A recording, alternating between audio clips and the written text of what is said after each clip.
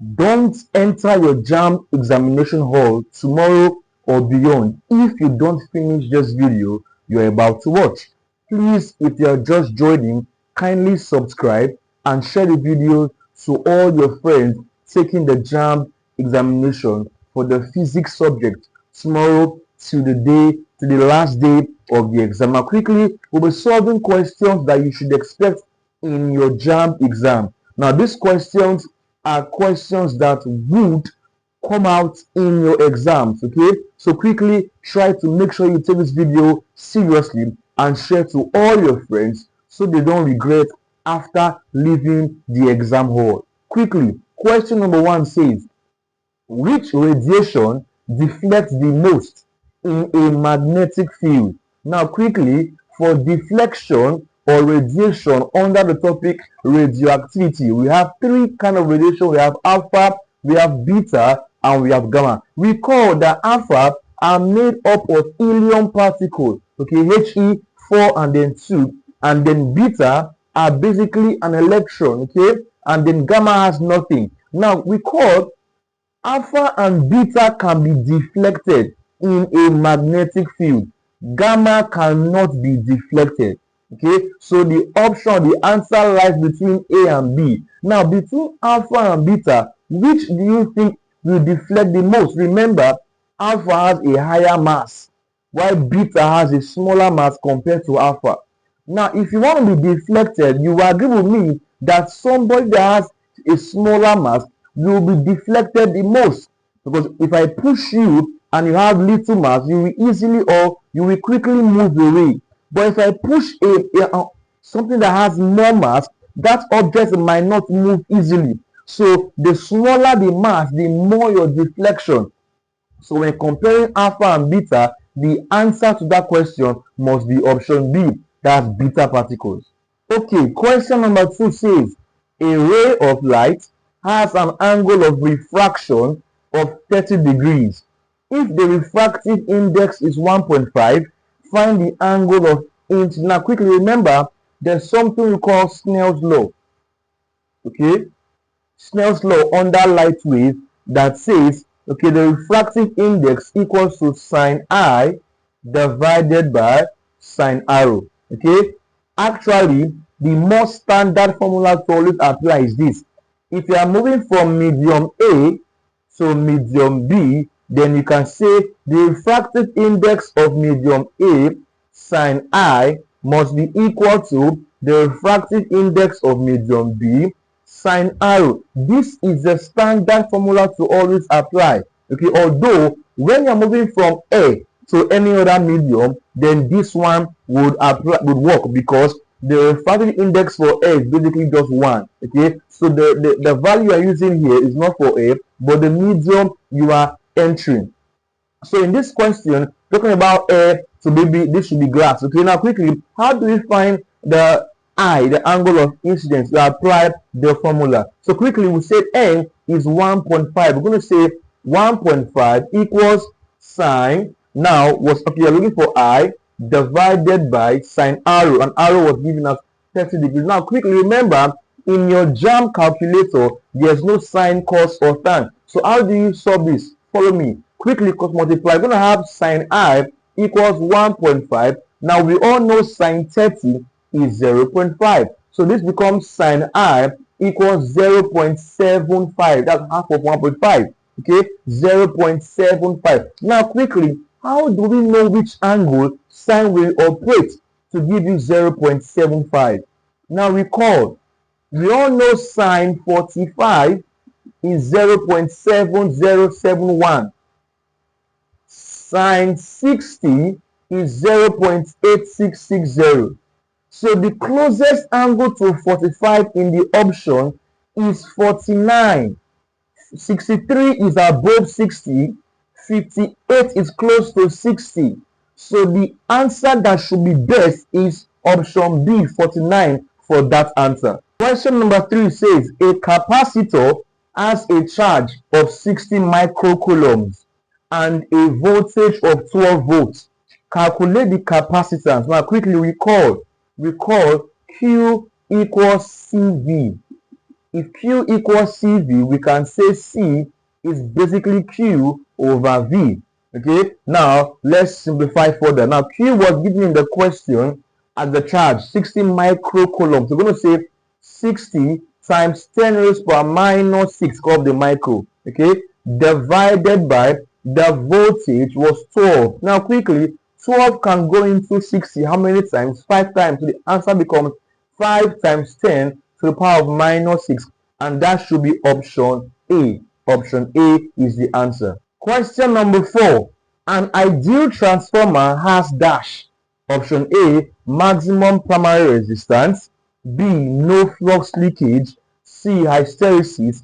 And D, eddy current. Now, we call hysteresis and eddy current are disadvantages. Even maximum primary resistance, because we need more current output. So these three guys are disadvantages. So basically, an ideal transformer should have no flux leakage. Option B is the answer. Number 5, the dimension of velocity is dash. Recall, velocity is change in displacement with respect to time, and this has a dimension of L, while time is capital T. So this becomes LT minus 1. That's option A. Number 6, what is the unit for impedance? Recall, what is impedance? In AC circuit, it is the total resistance offered to the flow of current in the circuit by all components combined. So because it is resistance, the unit for impedance should be ohms. Option D is correct. Number 7, a particle moving vibrates and transfers dash. A particle moving vibrates and transfers dash. Now quickly, to not waste time, when a particle is moving and is vibrating, what you are transferring along your pathway is actually energy. So the answer is option B. Number 8, at very cold temperature, the top of water surface freezes, but the bottom still allows life, meaning it's not frozen. Okay, why? Now I'm not going to waste time with this question because the options are not here. Okay, but you're going to see different options on that day.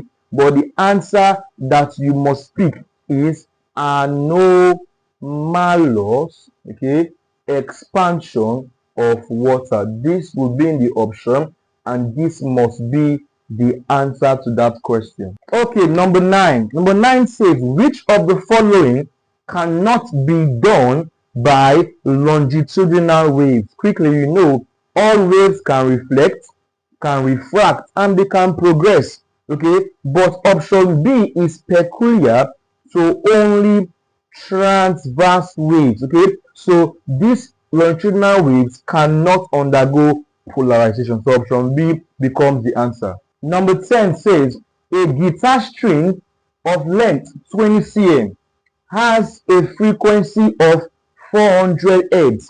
What velocity is produced? Now remember, waves in string, okay, the fundamental frequency is V over 2L, okay, for waves in string. So quickly, we're going to solve with this formula. We're looking for V, so V is going to be equal to 2F and L. So we're going to say 2 times the frequency was 400, okay, times the length was 20, but that is cm. Convert to meter, so over 100. Now take note, the 2 zeros there, take out the 2 zeros over there. So 2 times 4 is 8. 8 times 20, that should give you how many now? 160 meters per second. Okay, question number 11 says the sum of moments at a point is equal to dash. Now quickly recall, for equilibrium to occur, we have some conditions you must meet. Number 1, the sum of force must be equal to 0, meaning the sum of forces, okay, on the x must be equal to 0, the force on the y 0, and even the force on the z equals 0. And as well, the sum of moments must also be equal to 0 at a point. So the answer should be option C. Question number 12. When the temperature of dew point is further reduced, what happens? Okay, now I left out the options. The answer to this question is just condensation. sensation. So please, on the day of the exam, look for the option with this answer and click that. Number 13 says, what energy is needed to melt 5 kilograms of ice at constant temperature? Now, if you've been in my physical classes where I taught my students heat and temperature, we learned that when you are changing the state of a body at constant temperature, the kind of heat used in that system is latent. Okay, but however, when you are changing temperature and the state is kept constant, what you are using is either heat capacity, okay, heat capacity, or specific heat capacity. But now in this question, the state is changing. We are melting ice from solid to liquid, but temperature is kept constant, so it must be latent. But now quickly, we have two kinds of latent. We have for fusion and we have for vaporization. When you are changing from solid to liquid, please take note, it is fusion and not vaporization. So the answer should be latent heat of fusion. A gas has a volume of 250 cm cube, 3 atmospheres, and 34 degrees Celsius. What will be its volume at STP? This is from a topic called gas laws. Now, what is STP? Take note.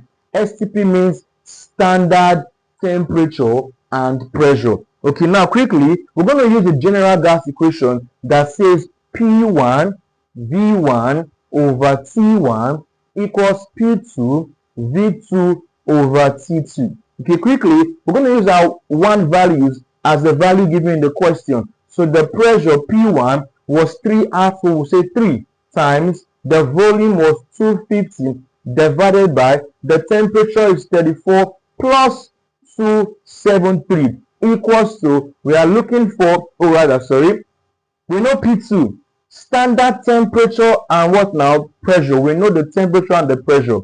For standard values, our pressure in atmosphere is 1 atm. So our P2 is 1. We are looking for V2, and T2 is actually 273 Kelvin. Okay, so quickly we're going to cross multiply to get V2. So let me not waste our time. Okay, so when you solve that correctly, 3 times 250 divided by 34 plus 273 times 273 again. Hope I correct this calculation. Sorry, 3 times 250 divided by 34 plus 273. This gives you 2.44. Okay, times 273 again. Okay, so the V2 becomes 666.9 cm cube. That's the answer to that question. Okay, number 15 says the condition for equilibrium is dash. Now there are many conditions, but I think everything are written out here. Okay, so these are the conditions for equilibrium to occur. But I think in that question, the answer in the option was this: the summation of forces must be equal to 0. This is the answer in this question for the options on your exam. Okay, number 16. At parking orbit, a satellite revolves around the Earth once every dash. Now, quickly, the trick here is parking orbit. At parking orbit, the period of the smaller object must be equal to that of the larger object. So basically, we are asking you what is the period for the Earth. Okay, it takes the Earth 24 hours to spin, to rotate, not to revolve. To revolve is 365 and quarter days, but to rotate, that causes day and night, is 24 what now hours. So quickly in the options, they were not giving us hours in the option. You have minutes. So you're going to convert the hours to minutes. So the answer should be 24 times 60, and this should give you 1,440 minutes, and it is option D in your exam. Number 17, a PN junction diode is forward biased when, okay, in the options you had 4 options, but now the answer in the option was when you have a maximum current output or maximum current flow. But remember, you might not also see that option, okay? But let's assume you have something else. Now remember, record, for you to be forward biased, okay, for the PN, the positive terminal is connected to the positive part of the cell. That's the p-type conductor is attached to the positive part, while the n-type to the negative part. Okay, something like this. You have something of this nature, for example. Okay, for example, yes, positive, yes, negative. Okay, now this negative part is to the n-type and the positive what now p-type, so that you're gonna have a repulsion here, and then because plus and positive, they are repelling, so these two guys will moving in this manner. Okay, moving towards themselves, so therefore this region here is called the depletion region. It will be reduced. Okay, so there are different answers you can see. I'll list them out for you. Number one, you're gonna have increased current flow, or the one you have here, increased current flow. Number two, the p-type is attached to the positive terminal, while the n to the negative. Number three, the depletion region is reduced, it's smaller. So all these guys are the options or are the answers you can get for this kind of question on your exam. Okay, question number 18. Number 18 says, find the value of x. Now quickly, to my surprise, the diagram in your question. Okay, now how do we solve this question? We'll find the value of x. Now these two resistors are in parallel, and you were given the total resistance in the system as 1.2. Recall the formula they gave you in lecture, shortcut. Okay, when you have two guys in parallel, you're going to apply the product over sum. So quickly, we're going to say 1.2 is going to be equal to 2 times x over 2 plus x. So quickly cross multiply. Okay, so 1.2 times 2 looks like 2.4. Plus 1.2 times x is 1.2x equals to, we have 2x over here. Collect like 10, we're going to have 2.4 equals 2x minus 1.2x. 2.4 equals 0.8x. Okay, so quickly, what's going to be the value for x? 2.4 divided by 0.8, and that's 3. So x becomes 3 ohms. Number 19 says, which color in spectrum is closest to green? Now recall the acronym ROYGB. Okay, ROYGBIV. Now we're asked to get which color is closest to green. The answers should either be yellow or blue, but in the option, okay, we have blue, no yellow, so the answer becomes blue. Now quickly, in this question, you can also be asked which of these colors have the widest separation. The answer will be red and violet. Okay, they are the most separated or rather deviated. Okay, and then you can also be asked which color is most deviated. The answer is violet. Okay, violet is most deviated, while red is least deviated, and both of them have the widest separation. And then violet has the highest frequency, while red has the lowest what now frequency. Again, red has the highest speed and violet has the what now the lowest speed. But in this question, the answer is just blue. Number 20 says a spring has an extension of 20 cm and a force of 400 Newton. Find the force constant. Recall from Hooke's law, F equals to what now? KE. So K should become F over E. The force was 400 Newton and the extension was 20, but it's in cm. So let's say 20 divided by 100. Okay, now quickly, this 0 takes out this 0. Hold on. This 2 enters 4 and gives you 2. So we have 20 up here. This 100 will go and multiply the 20. So the K should become 2000 Newton per meter. Number 21 says a uniform beam of length 0.5 meters has a weight of 30 Newton. Find a force at the 50 cm mark to keep it in equilibrium. And this question is missing out something. What is that? The pivot. We're going to solve as JAMB gave to us. Quickly, I will give you a diagram. The full length is 0.5. So here is 0 and here should be 0.5 meters. Okay. But now remember, the weight of every object lies at the COG, the center of what? Gravity, the middle. So the weight should be at the middle, which should be 0.25 from this end. Okay. And the weight was 30 Newton. Now, it says find a force that is placed at the 50 cm. Recall, 50 cm in meters is 0.5 because 50 over 100, okay, that should be around 0.5, right? Half of 100. So this 50 cm also means 0.5 meters. Now, the force in the question, the way it was given, it was placed upward. Okay, upward, okay. What I mean here, find the vertical upward force, sorry. Find the upward, okay, force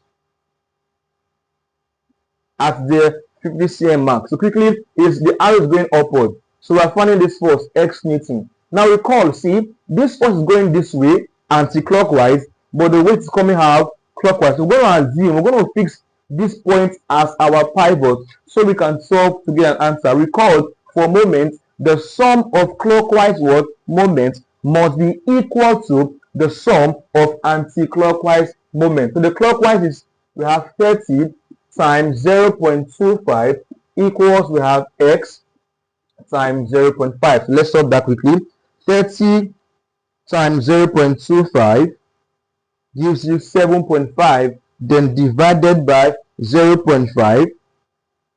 So the answer X should be 15 Newton. Number 22 says two objects of equal masses, okay, moves opposite with relative velocity of 25 meters per second. If after collision, one comes to rest and the other moves with a momentum of 15 kilograms meter per second, find the mass. Recall, for momentum, okay, we have m1u1 plus m2u2 equals to m1 v1, okay, plus m2 v2. Now in this case, they were moving opposite, okay, so, and they have equal mass. So can you move the one for the numbers and the masses, they're all equal, okay. So here we have, we can bring out m, we have u1, okay, but they were opposite, so I can say minus u2 equals, going to have m into what now, v1 plus v2. Okay, quickly, this part, if you observe, stands for relative velocity, and it was given as what value in the question, 25. So we're going to say m times 25 equals, now you are given the final momentum of the other object. That means mv1 was 0. How do we know? One of them comes to rest. When you go to rest, your v is 0. So mv1 is 0. So we are left with the other guy, mv2. And what is mv2? Momentum for 2. And giving us how many? 15. So we have 15 here. We're looking for m. So m should be 15 divided by 25. So let's see what that will give us. 15 divided by 25. That should give you 0.6 kilograms for the masses. Okay, number 23 says a ray of light has a glancing angle of 60 degrees. Find the angle of deviation. Now, from your physics classes, angle of deviation is basically 180 minus 2i or 2r, because I and r are equal. For Snell's law of reflection, incidence equal to reflection. But now I'm going to show you what it basically means so you understand it better, okay? Now, this is a glass, for example, a mirror, okay? Now, if you have a light falling on this mirror at an angle of incidence, okay? Now, whenever a ray of light strikes a mirror, you're going to have what we call a normal. You always have a normal perpendicular line. Now, the angle of incidence is the angle from the incident ray to the normal. So from here to here is your incident angle. Now, glancing angle is the angle from the ray to the glass. Okay, sounds alike. Glass, glancing. So the angle from the ray to the glass is called glancing angle. It was given as how many? As 60 degrees. Now, if you know here is 60 degrees, you can find I, because remember, the normal means perpendicular. So here being 60, here should be how many? 30 degrees. Now, quickly recall, this ray ought to have moved in this direction, straight down. But because this glass is coated, is a mirror, it is going to reflect, bounce away. And according to Snell, the angle of incidence and the angle of reflection must always be equal. So instead of moving this way, it now moves this direction. So if you're asked by how much degree did it deviated? Now see, it was supposed to move finally in this way, but it now moved like this. So this degree is the deviation angle. Now recall, I'll call this d. Now this is a straight line, and we all know angles on a straight line equals to 180. So that's how we now said d must be equal to 180 minus 2i, because this is 1i, two of them is 2. So 180 minus this value gives you the d. So quickly let's solve that now. D equals to 180 minus 2 times, what's I? I is 30. This is 180 minus 60, and the answer should be 120 degrees. Okay, number 24 says the rate of diffusion of a gas Y is twice that of Z. If the RMM, this number relative molecular mass, okay, of Y is 64, and the two gases diffuse under the same condition, find the RMM of Z under Graham's law of diffusion. Now recall that the rate of diffusion is inversely proportional to the square root of the molecular mass. Okay, so we know this, so we can easily say arrow, we have Y and Z, arrow Y root of my must be equal to arrow Z root of mz, okay, or RMM, anyone you call it. Okay, so quickly we were told that the arrow y is twice that of z, meaning arrow y is 2 arrow z. So anywhere you see arrow y, you can plug in 2 arrow z. So let's solve that. We're going to have 2 arrow z times square root of the mass of y was given as 64 equals, we are looking for, okay, no, we know arrow z is the arrow z, and then we're looking for the mass of z. Now quickly, arrow z cancels arrow z. We have 2 root 64 here equals to m squared. But you can easily solve this by doing this. Let's square both sides. So remove the square root. Why? We don't have square root in your JAMB calculator. So this becomes easier. So 2 squared gives you 4. Okay. 64 root 64 squared gives you just 64 equals, this is just mz. So times here. 4 times 4 is 16. So we have 256. So the answer should be 256. Number 25 says, at what point is the sun likely not to cast shadow? Now quickly, when light shines on real objects, okay, it tends to form shadows. That theory explains the linear propagation of light. Now, at what point would the sun likely not cast shadow on objects it falls on? Easily. If the sun is directly above you, okay, then your shadow will just be kind of beneath you. It's as though you have no shadow. So the answer to that question is when the sun is at the zenith, okay, that's at the highest point, okay, directly above the object. The answer should be at the zenith. So guys, these are 25 questions you should expect, okay, in your physics exam on the 20th and 21st. Please do well to solve more questions on Graham's law of diffusion, okay, because more will come from there as well. Okay, please, if you are new to the channel, kindly subscribe and comment any question you have or any topic you need clarity on. Comment it in the comment section and I will attend to you. And don't forget to share to your friends and family. God bless you.